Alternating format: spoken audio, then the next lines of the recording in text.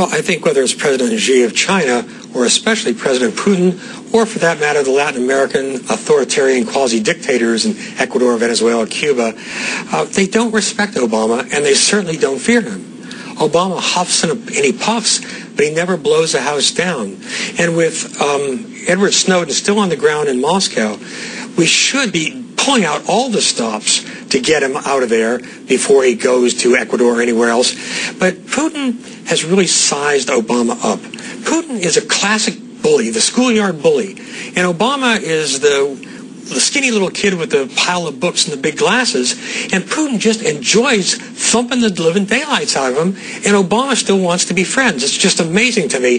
But Obama, whatever you think of his domestic policies, his foreign policy has been a comprehensive disaster. I mean, Ambassador, we just met with the leaders. I mean, President Obama just met with the leaders of these countries. I mean, the Chinese president was just here. You know, we just had this discussion, and we were going to have a fresh start. And then apparently we did call and say, could you not let Snowden leave? And they reportedly gave us the razzmatazz about how, well, your request doesn't include enough information for us to legally detain him. And that's despite the federal charges of espionage and theft you filed. Oh, oops, there he goes. He's gone in Moscow. What does it tell you?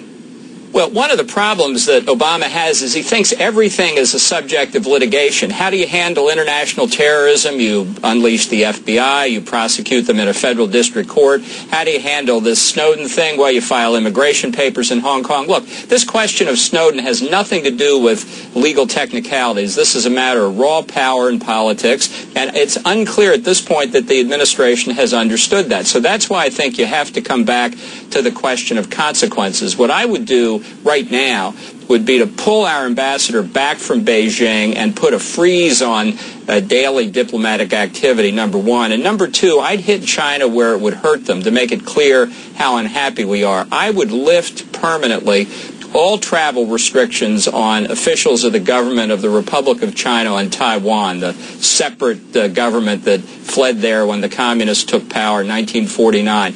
I think we should do that anyway, and I think it would send Beijing up the wall. That's the signal they need to see from the administration, or something like it. And if Russia sees that we're prepared to do that with respect to China, maybe they yet may come to their senses. Well, because we had, you know, that was, with all due respect to Mr. Carney, uncharacteristically tough talk.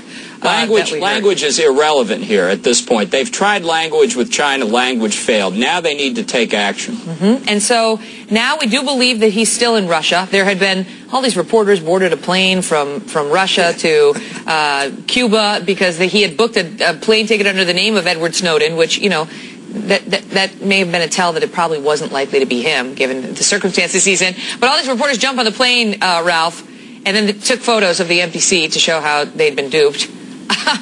And so now we believe he's still in Russia. And the question is, what sort of, you know, toe-to-toe, nose-to-nose face-off is our president now in with Mr. Putin over this NSA leaker guy? Well, 3 points. First of all, I do hope all those journalists took their swimsuits with them to Havana. Second, there's a real long shot that we could trade convicted renegade Russian arms trader Victor Boots, who's in a U.S. prison. The Russians want him back. That we could trade him for Snowden. It'd have to be, you know, after a decent interval kind of thing. But that's frankly the only card we have with Russia, because Obama's already given away the farm, and he wants to give up more nukes virtually unilaterally. He hasn't said a boo about the Putin regime actually not only persecuting but killing journalists. So we actually have very little leverage with Russia because, again, as the ambassador said, this administration is an administration of words, of castles and palaces built of words. It does not understand hard power. If they let him go out of Russia and he winds up in Ecuador, the general consensus seems to be it's over, because that's where Julian Assange of WikiLeaks is hiding out in some embassy, and we haven't been able to get him. And you know, the question is, you know, would Ecuador ever, even though there is an extradition treaty, it's like 80 years old or something like that. In any event, so there seems to be Russia's the stop point, and that's not resolved. Gentlemen, thank you. Thank you, Megan.